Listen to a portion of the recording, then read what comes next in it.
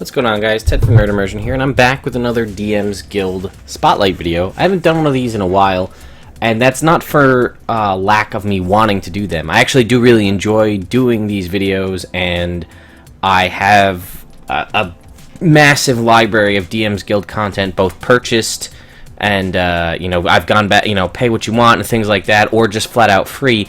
And there's a ton of them that I'd love to review. And there's tons out there that I still would like, that I don't have, that I would like to know about. But just through the course of real life stuff and all the other videos and things that are going on out there in the world and things I'm working on, I don't have the time I wish I could do this. So, at the moment, I've basically relied on folks who put out content on the DM's Guild contacting me through any of our social media and asking me to do a review of their content, and then I'll go out and do it. So, that's what we've got right here today. This is Character Options Talents on the DM's Guild. It is a $10 purchasable PDF on the DM's Guild. It is, I believe, still number 4 on the most popular DM's titles, so keep that in mind. This is by Dragonix. As you can see, the ratings are fairly high. 4 ratings, but 4.5 stars. So basically, this is a very big callback to 3.5 in my mind. The way things were kind of handled, where things, feats, for example, were not tied to your character, your class level, they were tied to your character level. So talents offer a variant rule for 5e, does not change any of the existing rules. It offers 230 talents that you can choose from, enabling you to bring flavor, diversity, and so on. And you can see here, here's a list of the talents: general, racial, and class, and then faction. I have, because I have a copy of this, I'm not going to be showing it to you on the screen because I don't want to obviously be giving away what is premium paid content to you guys for free. However, working with the creator, I was given liberty to show you guys 5, or at least tell you guys 5 of these. So that's what I'm going to be doing. So I picked one that was just a generic talent. I picked a class-based talent. I picked a race talent, a faction talent, and one that I'm calling a point talent, which is kind of a talent that they've built internally and kind of what that does. So how do these work? Extraordinary aspects. Talents are extraordinary aspects of a character's abilities, background, personality, physique, proficiencies, etc. How do you acquire talents? The book tells you get a talent at first level, and then another one at 3rd, 6th, 9th, 12th, 15th, and 18th level. Talents are gained according to character level, regardless of individual class levels. You can only acquire a specific talent once, unless it states otherwise in the talent's description. You may choose not to acquire a talent when you reach a new level where you're eligible to do so. You can save this acquisition for later, perhaps when you've met the proper prerequisites. Certain ones do have prerequisites. They could be obviously racial-based, character level-based, and so on. There's a variety of them. And then there's a section here on game balance, which I want to talk about myself, and then we'll read what it says here. I'll tell you what I heard from the creator, and then I'll give you my opinion. The introduction of talents may result in some game imbalance issues in favor of the players. To address this, you should also assign talents to NPCs or even humanoid monsters. As a standard, monsters can have 1 talent for every 4 hit dice they have, rounded up. Class talents can also be applied to monsters who have classes or class-like features. Another solution is to simply increase the average level of the party by 1 for every 3 talents when calculating challenge rating. Also, there will be another book coming out soon that features monstrous talents. Stay tuned for that. If you do not wish to use the talent system, instead preferring to use just feats, then you can substitute these as feats. All you have to do is add in each talent this benefit. Increase one of your abilities by 1 to a maximum of 20 plus whatever's granted from the talent. Which is not bad, because that would theoretically give you over 200 extra feats. I will say that some of these, just based on the timing of when this was initially created, some of these, as you can see, like this Elven Accuracy one, some of these are remarkably close to ones that were released as racial feats by Wizards of the Coast in Unearthed Arcana, and they're like spot on in what they are, so just keep that in mind. I want to tell you my thoughts. I really, really like these talents. I want to implement these in my homebrew games, but I'm not sure how I want to do it. I do agree that I think game balance-wise, just giving these to your players outright, probably going to imbalance the game, especially to a newbie DM, or someone who's just starting to branch out into adding homebrew, probably to a pre-existing campaign, or a pre-written campaign, or something like that. It may be a little bit much. So my thoughts are, personally, how I would implement them into my game is give them to your characters or your players when a certain story beat allows for that to happen. Basically, like, they go above and beyond, and they either something specific storyline happens, or they do something, the players or the characters go above and beyond your expectations as the dungeon master, and it sort of ties into what the talent is, and then that's sort of a boon that you grant them. Rather than adding a new magic item to the game, or a flat-out just like stat increase or something way crazy like that, you're giving them these little talents to show that they have a talent for whatever it is. So I'll start going through these, and maybe some of these will make sense of what I'm talking about here. So the first one I have is just a very generic talent. This one's called Agile. You are quicker to react than normal, and the benefit is you have a +1 to dexterity saving throws.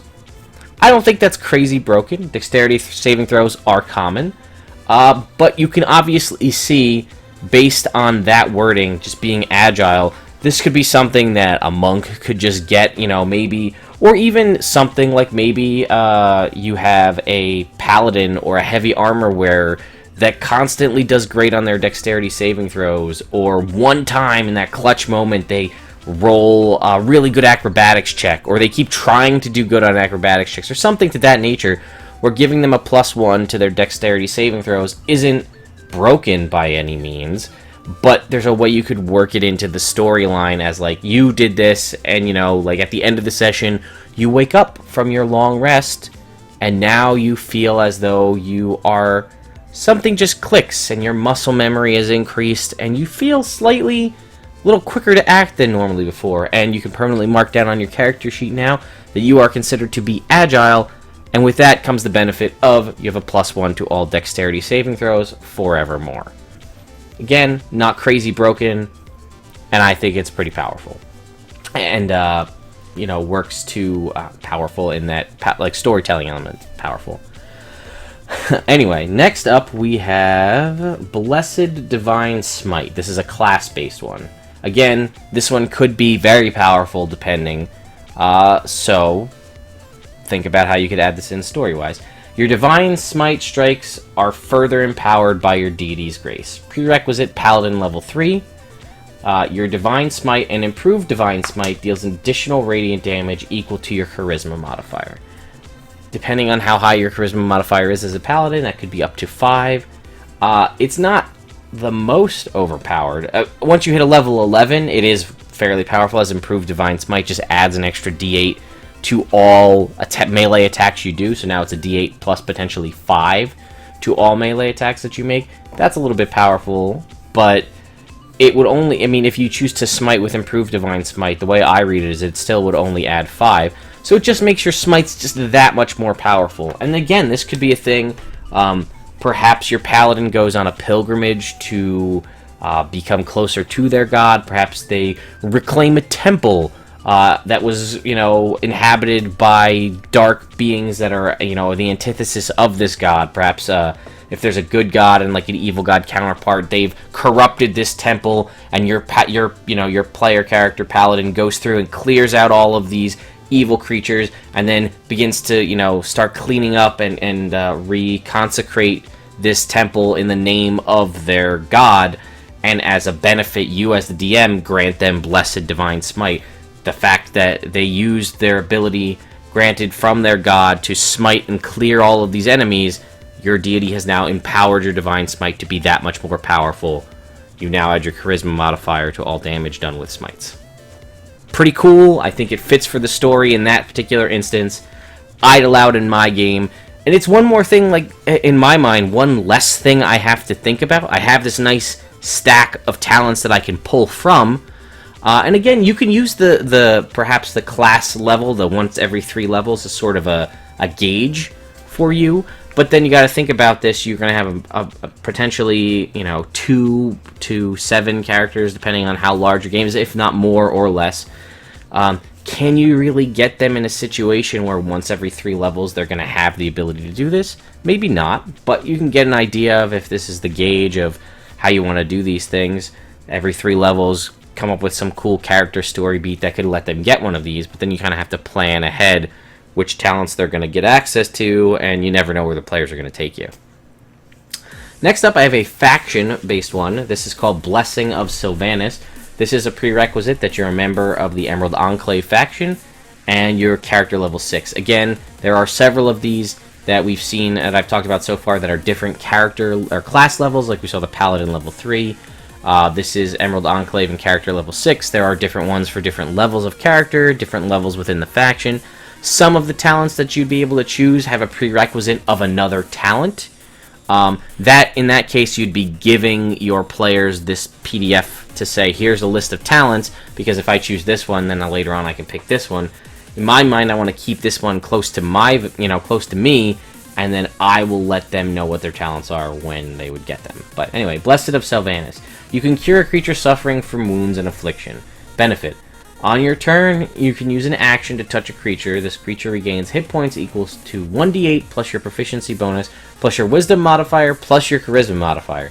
In addition, you end one disease or condition affecting it. The condition must be blinded, deafened, paralyzed, or poisoned. Once you use this feature, you cannot use it again until you complete a long rest. Arguably powerful. 1d8 plus your proficiency bonus, plus wisdom and charisma. Not a lot of times you're going to have really good wisdom and charisma modifiers, just based on what classes people typically play. If you roll really well for your stats, that's a possibility. And proficiency bonus, is just a flat number, could go all the way up to 6. So if you had a 20 wisdom and a 20 charisma, this could be 1d8 plus 16 HP. It is one action though, so you use that. It is touch based, so you have to be close to them. But it does heal them and cure them of a disease or certain conditions. It is only once per long rest, but it kind of fits with that whole nature aspect of the Emerald Enclave. You're here to maintain balance and ease suffering from things of that nature. I could definitely see perhaps your character trains with a powerful druid of the Emerald Enclave or a ranger, and this is kind of a boon that you're granted, or maybe they slowly pass on to the great beyond and their spirit comes to you in a dream and imparts to you this knowledge. There's a lot, you can get the feeling that there's a lot of cool ways you can add flavor to these, and like I said, that's what really drew me to this document, because sometimes I'm asked to do reviews on these and I tell it like it is. If I don't like what the content is, I'm not gonna give them a positive review just because they asked me to. I'll provide constructive criticism as best I can, but my only real criticism for this document, which isn't really one, is just be careful how you use it, because it may be a little bit much and it may make your game out of balance. And as someone who has created a lot of powerful magic items in previous homebrew campaigns and then kicked myself for it later, you want to try to keep balance on things, so you're not like, oh, I roll a 23 to hit, oh, what, you use shield and now I'll never hit you, or 23 doesn't hit because I gave too many AC boosting items out too early on, things like that. Alright, next up, we have one of these point-based ones. There's a lot of these within this document. They're kind of self-contained. They're specific to this document. This one is called Daring Explorer. You are a bold, well-traveled adventurer, always on the hunt for secret treasure or undiscovered areas. You deftly avoid traps and natural hazards. There is hardly any place you cannot reach or find a way into or any puzzle you cannot solve. Right there in that description, you can obviously see the type of character or the way you could clearly add this in as a talent to grant a player if you use my method. Benefit. You have 3 Daring Explorer points. Whenever you make an ability check that involves the skill Acrobatics, Athletics, History, Investigation, or Survival, you can spend 1 Daring Explorer point to roll a d12 and add it to the result. You can choose to spend one of your Daring Explorer points after you roll the die, but before the outcome is determined. You regain all Daring Explorer points when you finish a long rest. 1, it uses a d12, which I'm a fan of, because d12s are almost never used, or at least they are very rarely. And it's cool, it adds these 3 points. It is a little bit more to keep track of as a player. If you're a new player and you say you're a sorcerer, you're tracking spell slots and sorcery points, and now you got Daring Explorer points, it may get a little cumbersome, but, as the DM, be mindful of that if you're granting these to them, or if you're allowing them to choose as the player, be mindful that that's one more currency you have to keep track of. But again, there's several of these throughout this document from all, varying all over, that deal all different kinds of things and let you get different d12s to different rolls. I think it's really cool. Again, the daring explorer, the Indiana Jones type, the rogue, the archaeologist. A lot of cool ways you could come up with a reason why they escape by the skin of their teeth with the teeth with the magic relic in hand, and then they get to move on and they become locally famous or world famous for gathering this artifact from the depths of this dangerous tomb, and now you grant them the daring explorer talent. Next up, I think this is our last one here we have, is a racial one. There were a lot of these. Again, you can see there's a whole bunch right here for the various races. Unfortunately, they are only the published races, not any of, or the currently published Player's Handbook published races, but that's due to what's available via the open game license. So let's go ahead and look at this one that I grabbed. And again, this is another one that I feel like is very easy to fit into the story, but you tell me what you think. This one is called Sunlight Adaptation. You have grown accustomed to daylight after decades on the surface world. Prerequisite, Drow Elf. Benefit, you do not gain disadvantage from attack rolls and perception checks based or imposed by sunlight sensitivity. Alright, so let's talk about this one. A lot of people know if you want to play a Drow and you're not in an Underdark campaign, unless you're playing like a spellcaster or something that doesn't require attack rolls, it's probably not the best idea to play a Drow, because if you're going to be focused on attack rolls, you're going to have disadvantage on everything, pretty much, and you have the less benefit of player-based Drow. It's when you are in areas of bright sunlight, or your target is in an area of bright sunlight, you have disadvantage on attack rolls, and then also disadvantage on perception checks. So, a lot of people in past editions, and there are even items for this that basically like sunglasses or dark glasses or something. It's a thick, like, basically set of darkened glass that you would wear over your eyes, like a pair of sunglasses, that would help reduce, or basically remove your sunlight sensitivity feature. I've played with people who have homebrewed them in 5th edition. They were actual existing items in older editions, so you didn't have to homebrew them, and they were more acceptable. I'm hoping maybe we'll get these in a future 5th edition source book that make them legitimate. So if you wanted to play in something like organized play, like an adventure league, you don't have to worry about that. But I mean, let's talk about the elf in the room, Drizzt Do'Urden, as an example. Part of the story that happens in, he spends decades, centuries even, on the surface as a Drow, and over that time, his eyes become accustomed to sunlight, and he is basically no longer affected by, mechanically, in 5th edition terms, he is no longer affected by the sunlight sensitivity feature of his race, because he spent so much time acclimated to the sunlight. Obviously, if this is a similar situation, that would be a really good talent to grant to one of your players. If you decide everybody gets a talent at first level, and then, maybe they get another one whenever the story grants, that might be a way to do it. Tell me a little bit about your character, player, as we're getting set up to start this campaign, and I will grant your character a bonus talent based on if you give me a good storyline and tell me like something really cool and powerful about your character. Give me some good role-playing stuff that I can use as the DM to empower your character later on. And they tell you this really cool thing, and you're like, oh, that's perfect. That fits exactly to the sunlight adaptation Drow Elf feature. You spent all this time on the surface. Congratulations, you have this talent. You no longer are affected by sunlight sensitivity. Or so on and so forth, and you get the point.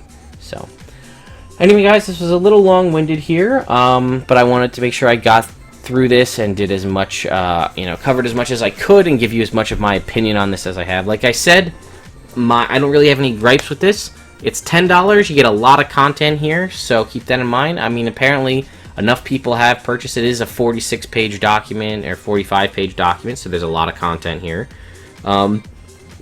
And you guys have come out in droves to support this to make it a copper seller already and the 4th most popular item on the DM's Guild. So let me know what you think.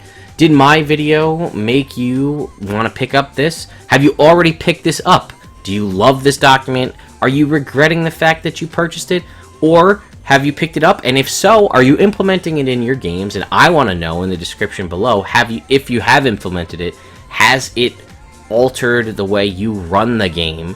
Has it made you have to make monsters more powerful? Has it drastically changed the way the game is played? And now you're worried about balance in your game. These are all things I want to know, and I'm sure these are all things that anybody that are going to be picking it up would also like to know. As well as the creator, because this, you know, you want to get as much feedback as you can before you go and make another book like this Monstrous Talents one in the future. So, anyway guys, hope you like this. If you are a DM's Guild creator or a content creator and you'd like me to review one of your products, please let me know. Either you can contact me via any of our social medias, Twitter, Facebook, Tumblr, here in the comments, or messages here on YouTube, Discord, whatever way you want to get a hold of me. Go ahead and do that, and you know, let me know. We'll talk a little bit. If you like my content and the way I make my videos, let me know, and then we can work something out, and I can do a review of your product, and then hopefully it'll help generate more interest for you. So, anyway guys, hope you enjoyed the video. I'll see you next time.